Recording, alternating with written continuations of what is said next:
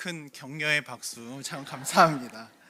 이 시간 이 자리에 제가 있으면 안 될 것 같은데, 이렇게 찬양하며 해야 될 것 같은데 우리 정평은 전사님께서 너무 잘 해주셔서 제 자리에 많이 위협을 받았습니다. 오늘 요한계시록 말씀을 통하여서 또 하나님께서 우리에게 주시는 은혜가 있기를 간절히 소망합니다. 저는 출퇴근길에 음악 듣는 것을 굉장히 좋아합니다. 특별히 찬양을 많이 듣지만 이렇게 가요라든지 팝, 또 재즈 음악을 듣습니다. 재즈도 듣습니다. 재즈 듣는 남자입니다. 네. 특별히 비가 오는 날에는 이렇게 잔잔한 발라드, 또 감성이 돋는 음악을 듣기도 하는데요. 특별히 제가 좋아하는 곡을 한 곡 소개해드리고 말씀을 전하고자 합니다. 제가 멋지게 한 곡 뽑아드리면 좋겠지만 여러분들이 주일 아침부터 크게 실망하실까봐 가사만 좀 읽어드리도록 하겠습니다. 이 곡은 김광석 씨의 곡이고 제목은 서른 즈음에, 벌써 또 많이 들으시는 분 계시죠? 이런 가사가 있어요. 점점 더 멀어져 간다. 머물러 있는 청춘인 줄 알았는데 비어가는 내 가슴 속엔 더 아무것도 찾을 수 없네. 조금씩 잊혀져 간다. 머물러 있는 사랑인 줄 알았는데 또 하루 멀어져 간다. 매일 이별하며 살고 있구나.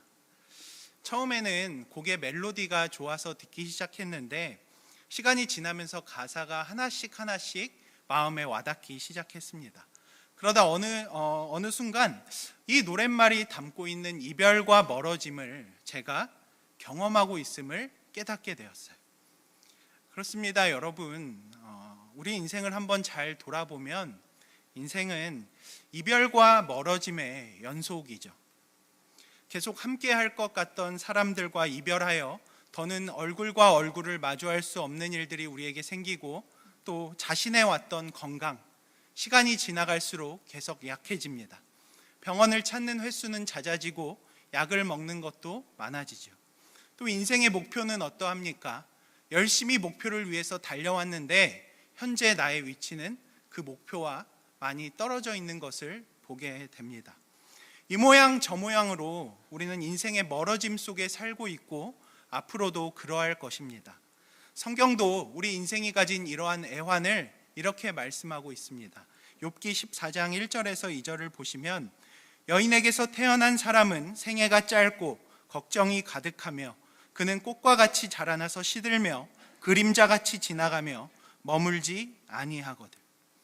꽃처럼 아름답게 피어나지만 곧 시들고 또 그림자같이 속히 지나가 멀어지는 것이 바로 우리네 인생입니다.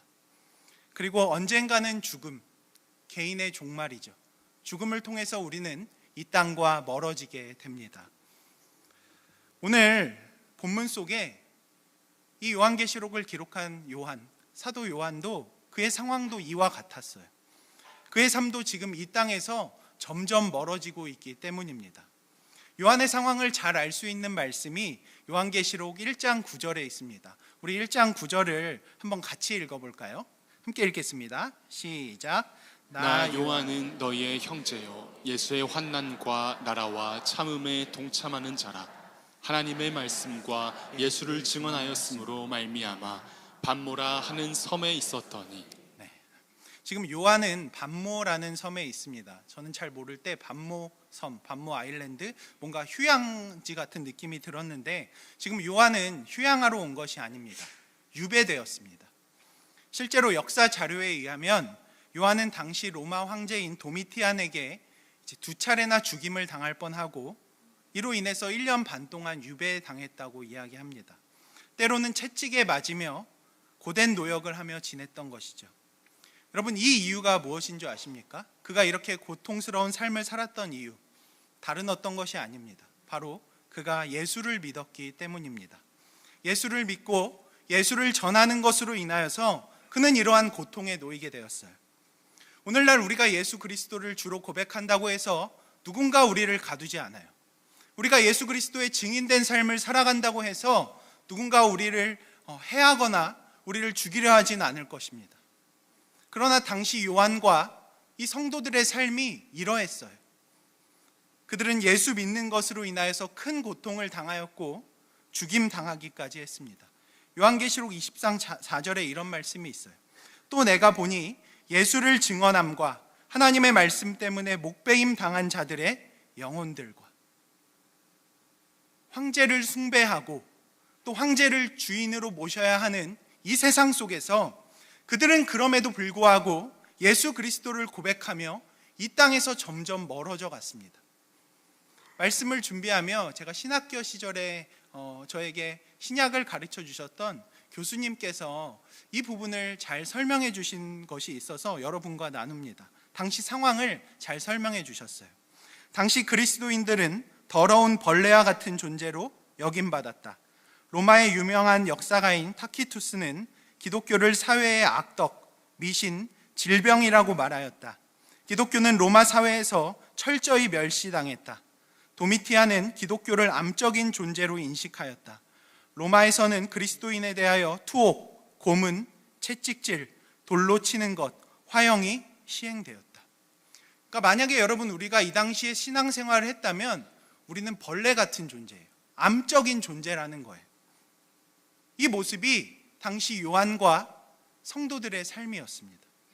그들은 세상의 폭력 앞에 하루하루를 살아갔고 사회에서 격리되었습니다. 가족들과 멀어졌어요. 그리고 결국 이 세상을 등지는 일들이 그들의 삶 가운데 벌어진 것이죠. 그들에게는 절망만 놓여 있는 듯 보입니다. 그런데 여러분, 그렇게 세상과 멀어지던 그때에 다가오는 것이 있었어요. 뭐가 다가왔을까요? 바로 소망이 다가왔어요. 소망이 말씀으로 찾아와 그들에게 다가왔어요. 찾아와서 요한과 고난받는 성도들을 위로합니다. 더 나아가 보여줘요. 뭘 보여줄까요? 비록 이 땅에서는 멀어지고 있지만 그들에게 진정한 소망의 날이 가까워 오고 있음을 보여줍니다. 성도들의 결국이 고난과 고통이 아니라는 것을 보여줘요.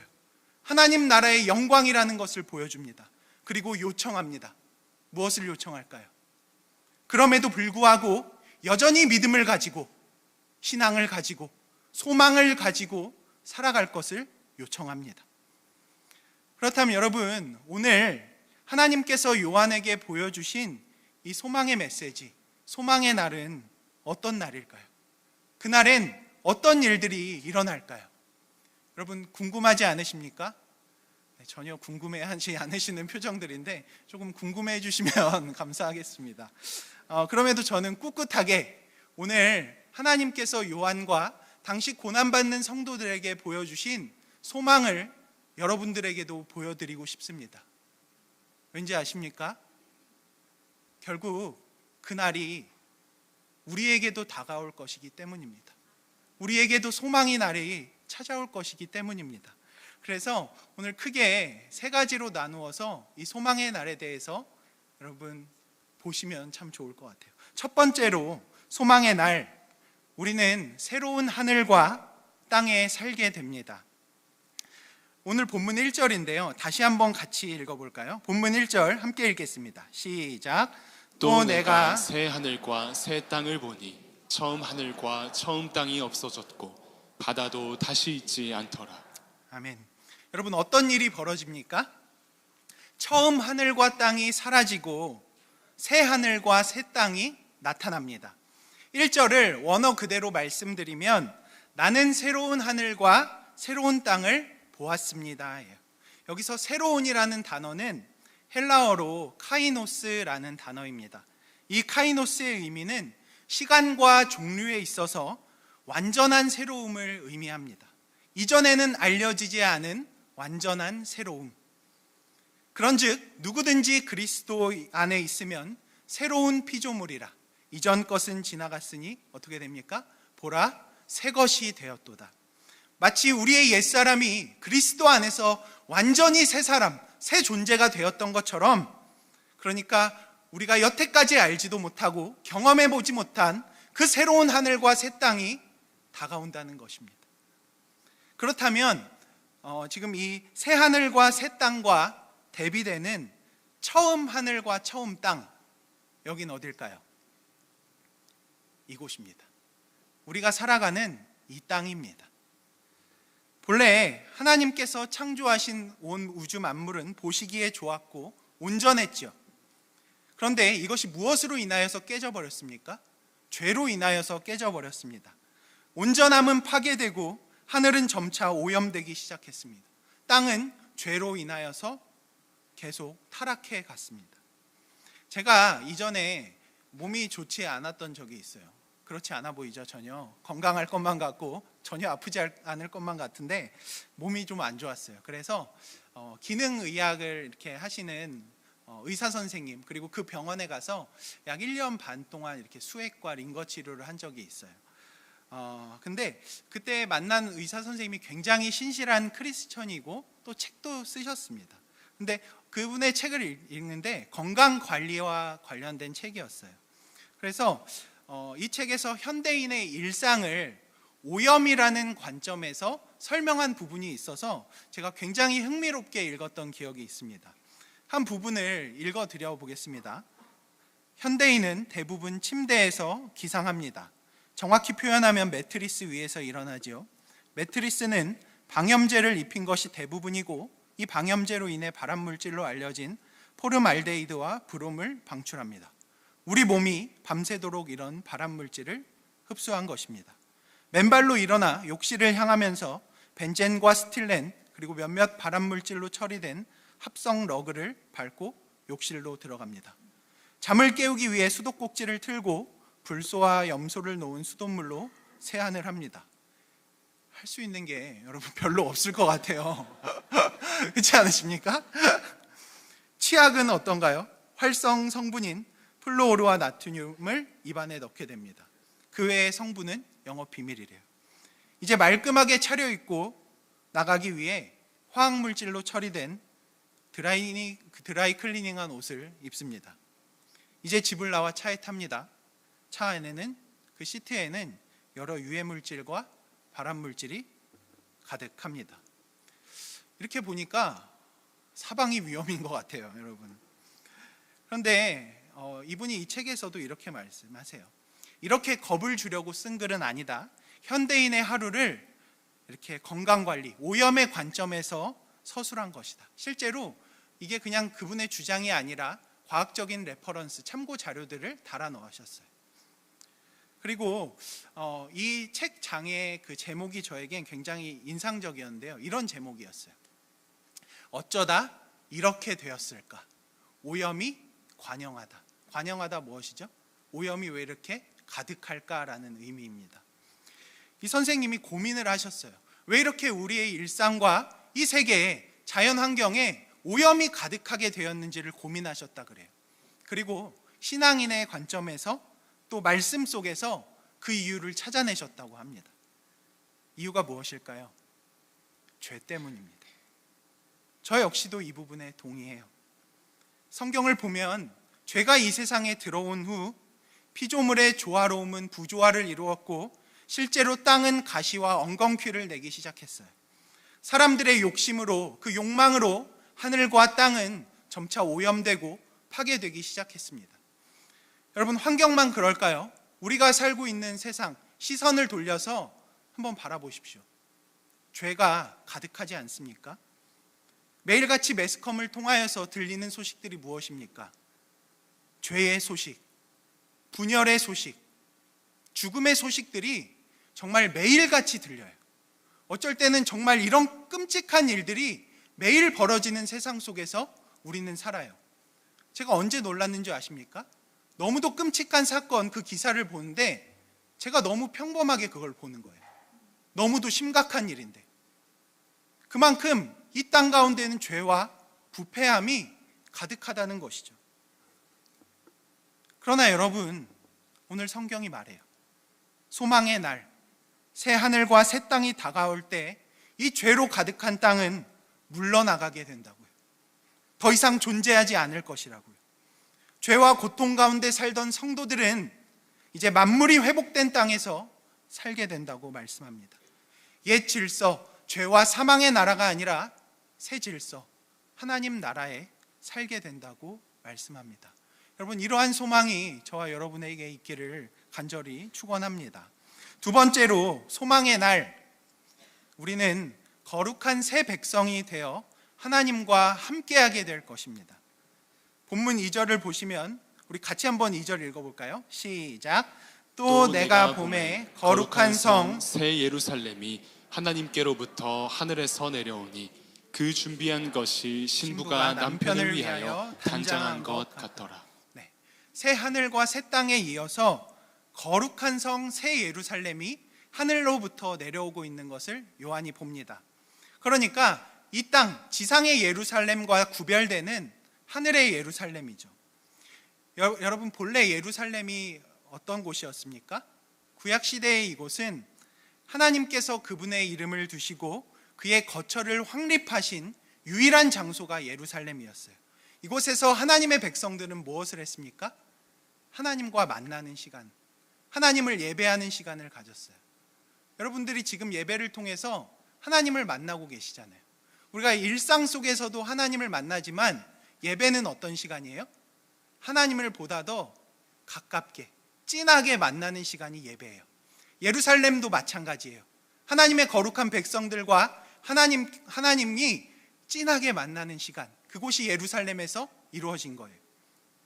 그리고 예루살렘은 다윗 시대의 이스라엘의 수도가 되었죠. 하나님의 임재를 상징하는 곳입니다.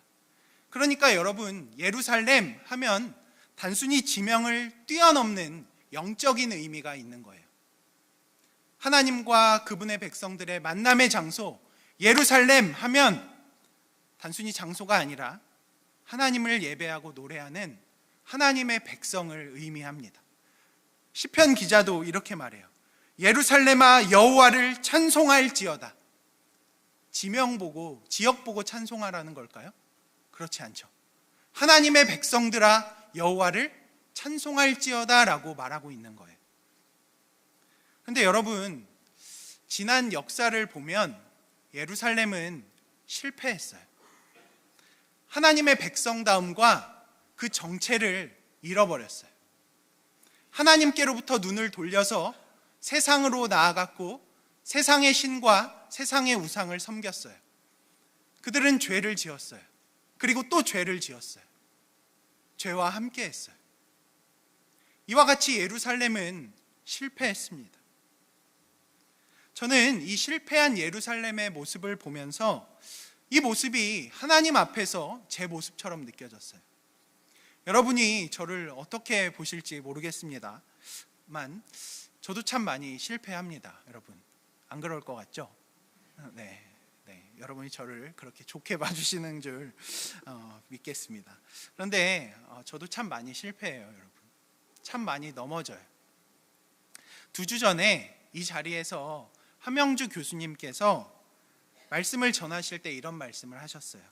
목회자의 영성은 강단에서 나타나는 것이 아니라 강단에서 내려갈 때 나타난다고 하셨어요. 그러니까 이 자리에서 여러분 앞에 멋진 모습으로 설 수 있으나 제 실체는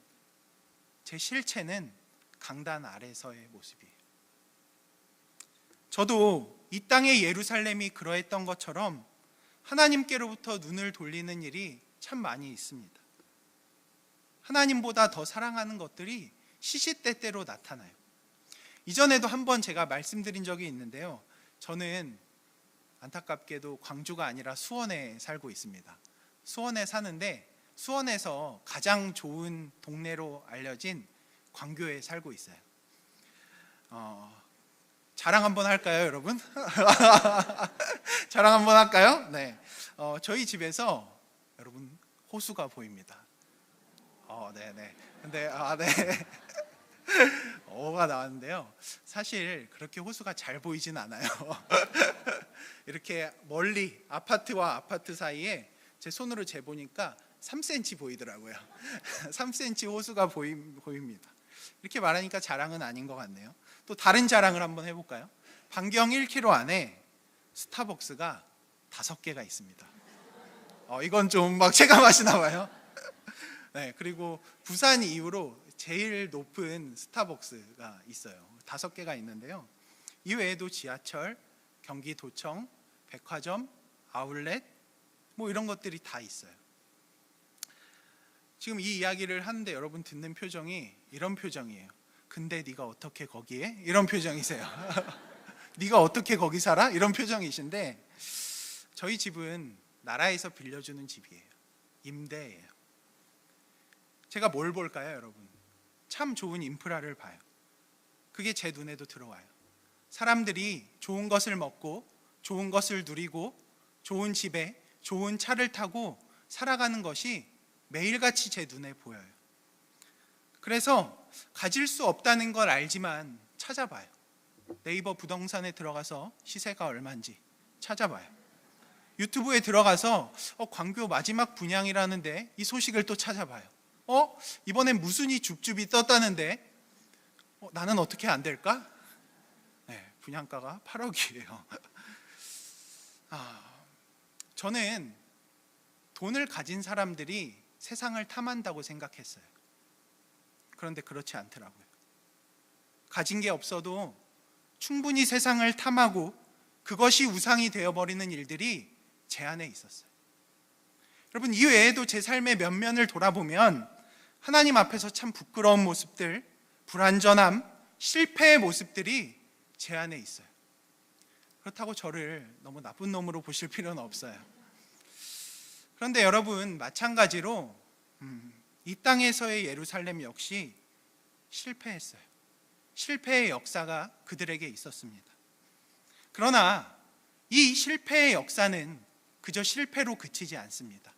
그 이유가 무엇인지 아십니까?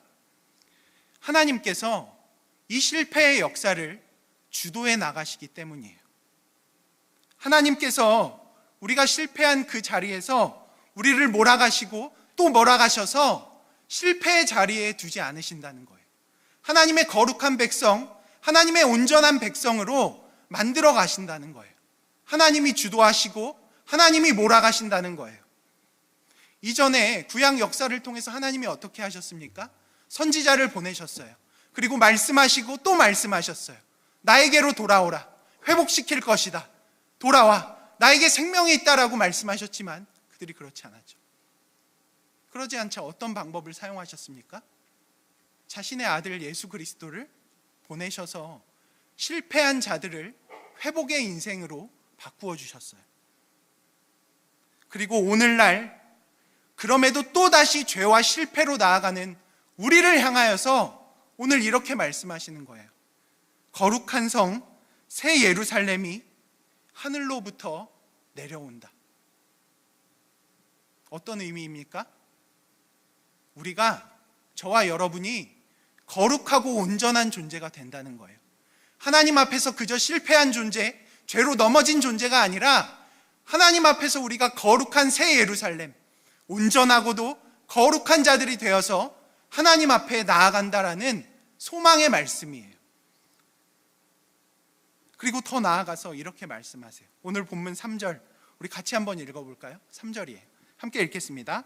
내가 들으니 보좌에서 큰 음성이 나서 이르되 보라, 하나님의 장막이 사람들과 함께 있음에 하나님이 그들과 함께 계시리니 그들은 하나님의 백성이 되고 하나님은 친히 그들과 함께 계셔서. 아멘. 어떤 일이 벌어집니까, 여러분? 실패한 우리를 회복시키시고 온전한 하나님의 백성이 되게 하셔서 그분과 더불어 살아가게 하십니다. 여러분, 이 날이 우리에게 소망이 되기 원해요. 다른 어떤 것이 소망이 아니라 우리가 온전한 하나님의 백성이 되어서 하나님의 장막에 거하고 하나님과 함께하는 그 소망을 우리가 품기 원합니다. 우리는 그렇게 영원한 안식을 누리게 될 것입니다. 마지막 세 번째로, 소망의 날, 우리 인생의 고통의 바다는 사라질 것입니다. 오늘 본문 4절에 여러분, 우리 인생이 가진 고통들에 대해서 이렇게 설명해요. 눈물, 사망, 애통하는 것, 곡하는 것, 아픈 것입니다. 돌아보면 여러분, 우리의 삶에 참 눈물 날 일이 많았던 것 같아요. 기쁨의 눈물도 우리에게 분명히 있지만 여러분, 우리의 뇌리에는 슬픔이 더 많이 각인되어 있어요. 제가 이제 여러분 주일학교 사역만 계속 해왔어요. 그런데 함께 그린 교회에 와서 작년 사역을 한 지 이제 2년째가 됐습니다. 신방을 다니게 되잖아요. 여러분 솔직하게 말씀드릴게요. 너무 힘들었어요.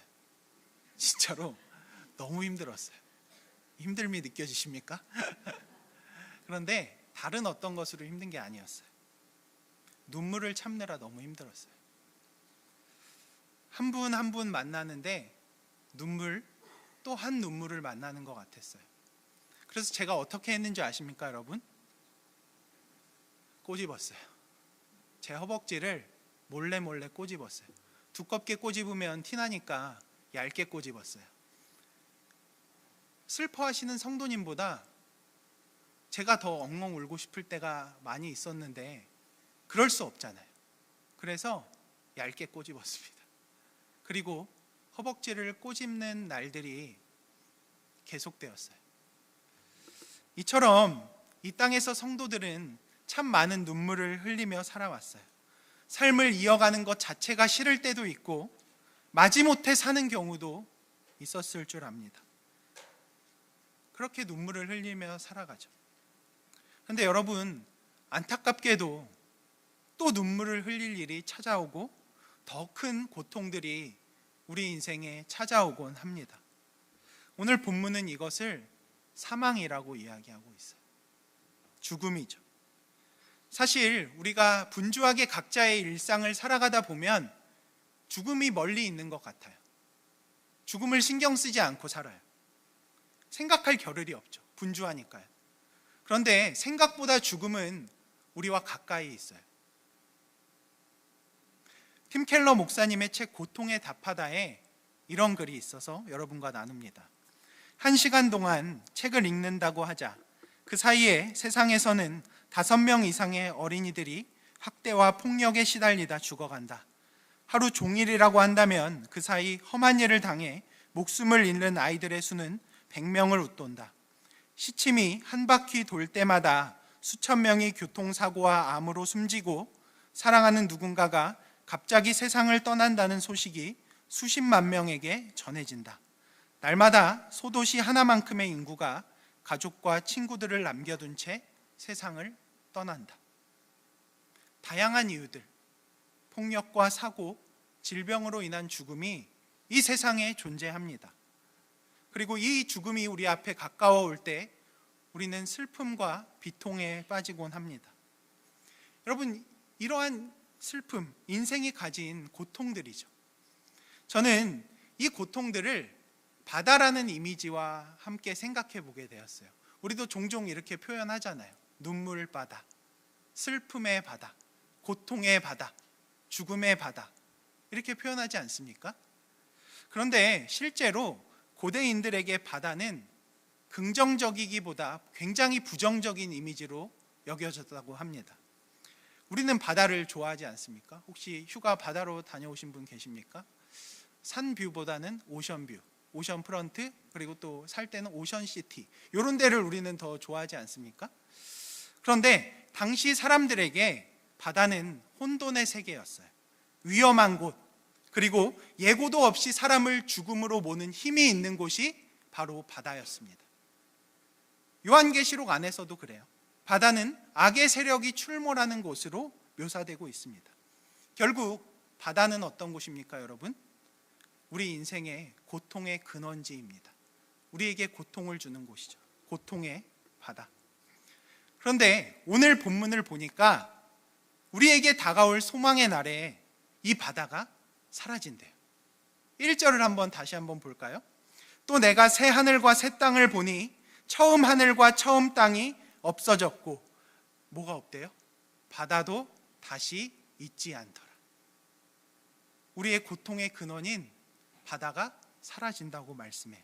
더 나아가 어떤 일이 일어나는지 아십니까? 4절 말씀을 우리 한번 큰 목소리로 읽어볼까요? 시작. 모든 눈물을 그 눈에서 닦아주시니 다시는 사망이 없고 애통하는 것이나 곡하는 것이나 아픈 것이 다시 있지 아니하리니 처음 것들이 다 지나갔음이로라. 아멘. 저는 여러분의 눈물을 다 기억하지 못할 것 같아요. 그러나 이 소망의 날에 하나님께서 여러분의 모든 눈물을 기억하시고 위로하시고 또 닦아주신대요. 다시는 죽음이 없고 슬피 우는 것도 없고 소리내어 고통을 표현할 일이 없다고 이야기합니다. 혹시 지금도 육신의 고통으로 그 질병으로 아파하시는 분 계십니까? 그날에 다시는 아프지 않을 것입니다. 병원에서 2-3시간 기다리는 일도 없을 것이고 진통제로 우리의 고통을 삼키는 일들이 없을 것입니다. 약을 먹지 않아도 될 것입니다.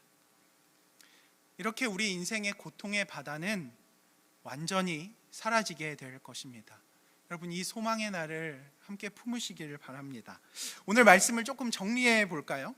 제가 오늘 여러분께 말씀드린 이 소망의 날 여러분이 보셨으면 좋겠어요. 그래서 한번 여러분과 같이 고백하고 싶어요. 제가 소망의 날 하면 여러분들이 뒤에 우리는 새로운 하늘과 땅에 살게 됩니다. 함께 고백했으면 좋겠어요. 소망의 날 우리는 새로운 하늘과 땅에 살게 됩니다. 것입니다. 소망의 날 우리는 거룩한 새 백성이 되어 하나님과 함께합니다. 소망의 날 우리 인생의 고통의 바다는 사라집니다. 아멘. 여러분, 고난받으며 이 땅에서 점점 멀어져가는 우리들에게 하나님께서 베풀어 주신 메시지예요. 저는 오늘 이 말씀을 묵상하면서 하나님께서 저에게 이렇게 말씀하시는 것 같았어요. 맞아. 맞다고. 비록 현실은 고난이지만 지금 너가 걸어가는 이 길이 맞아.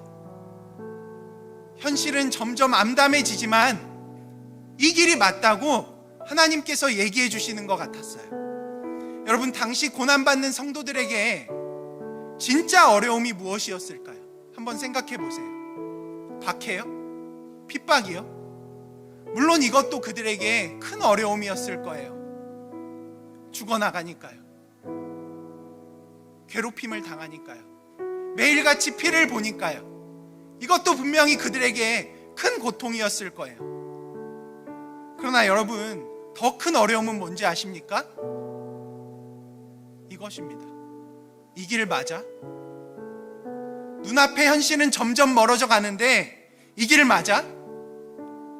예수 믿는 거 이거 맞아? 이렇게 걸어가면 망하는 거 아니야? 여러분, 그런 의심과 그런 생각이 들지 않을까요? 저와 여러분의 삶은 어떠합니까? 여러분, 우리도 그런 생각 하잖아요. 고통의 바다 앞에서 하나님이 계신 건 맞아? 이 땅 가운데 믿음을 지키고 그렇게 살아가는 게 맞아? 여러분, 우리도 의심하잖아요. 우리에게도 그런 마음이 있잖아요. 그런데 하나님께서 지금 맞다고 이야기하시는 거예요. 이 길이 맞아. 너가 걷는 길이 맞고 이 길은 패망과 죽음과 절망의 길이 아니라 소망의 길이야. 하나님께서 지금 저와 여러분에게 이렇게 말씀하고 계신 거예요. 여러분, 그렇기 때문에 하나님께서 5절에서 이렇게 말씀하세요. 5절에 보좌에 앉으신 이가 이르시되 보라 내가 만물을 새롭게 하노라 하시고 또 이르시되 이 말은 신실하고 참되니 기록하라 하시고. 여러분, 뭐라고 말씀하세요? 지금 이 소망의 메시지가 신실하고 참되니 기록하라고 말씀하세요. 그런데 누가 기록하라고 말씀하세요? 6절에 또 내게 말씀하시되 이루었도다. 나는 알파와 오메가요 처음과 마지막이라. 내가 생명수 샘물을 목마른 자에게 값없이 주리니. 알파와 오메가이신 처음과 끝이신 그분께서 이 말씀이 맞다라고 이야기하세요. 그냥 단순히 처음과 끝이 아니에요. 처음 이 땅을, 이 피조물, 이 만물을 창조하시고 시작하신 분이 끝맺음하신다. 이루실 수 있는 분, 그 전능하신 분께서 이 말씀이 맞다라고 여러분 이야기하세요.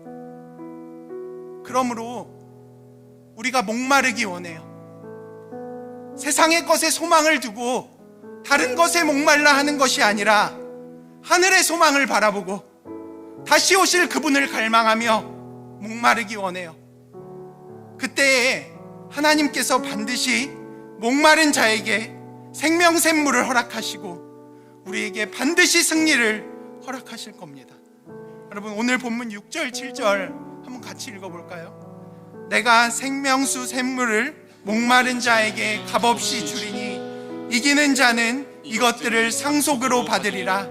나는 그의 하나님이 되고 그는 내 아들이 되리라. 아멘.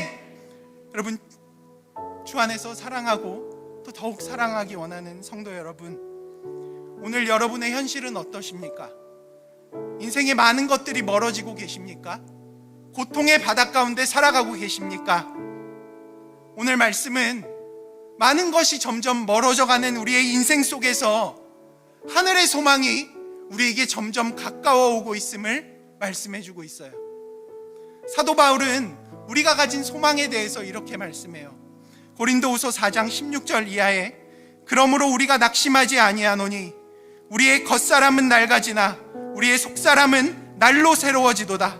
우리가 잠시 받는 환난에 경한 것이 지극히 크고 영원한 영광에 중한 것을 우리에게 이루려 함이니 우리가 주목하는 것은 보이는 것이 아니요 보이지 않는 것이니 보이는 것은 잠깐이요 보이지 않는 것은 영원함이라.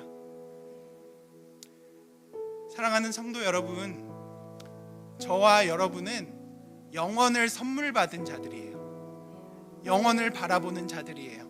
한번 생각해 보세요. 영원을 소유한 자들에게 이 땅의 시간은 얼마나 될까요? 이만큼이 영원이라면 보일까요? 보이지도 않을 것 같아요. 너무도 짧을 것 같아요. 다른 것을 소망하지 않기 원해요. 이 땅의 것을 탐하며 이 땅의 것에 마음을 두며 그것에 소망을 두지 않기 원해요. 썩어질 것에 소망을 두지 않기 원해요. 하나님과 그분의 나라에 소망을 두고 하늘의 소망을 품고 여러분 살아가기 원해요. 저 역시도 그래요. 여러분 앞에서는 온전한 척 완전한 척 해야지만 저에게도 고통이 있고 고난이 있어요. 그럴 때 하늘을 바라보고 하늘을 소망해요. 오늘 제가 노래 소개시켜 드렸죠. 김광석 씨는 우리 인생의 멀어짐을 노래했어요. 그런데 저는 종종 이 가사를 바꿔서 이렇게 불러요. 점점 더 가까워 온다. 하나님 나라에 살고 싶구나. 하나님 나라가 가까워 오고 있음을 믿음으로 고백해요. 바라기는 저와 여러분의 삶이 비록 어려운 현실이지만 하늘의 소망으로 가득 채워지기 원합니다. 하나님 나라의 소망으로 가득 채워질 때 비록 이 땅에서의 현실이 어렵지만 우리는 하늘을 사는 사람들이 될 것입니다. 이러한 은혜가 저와 여러분의 삶에 가득하기를 간절히 축원합니다. 오늘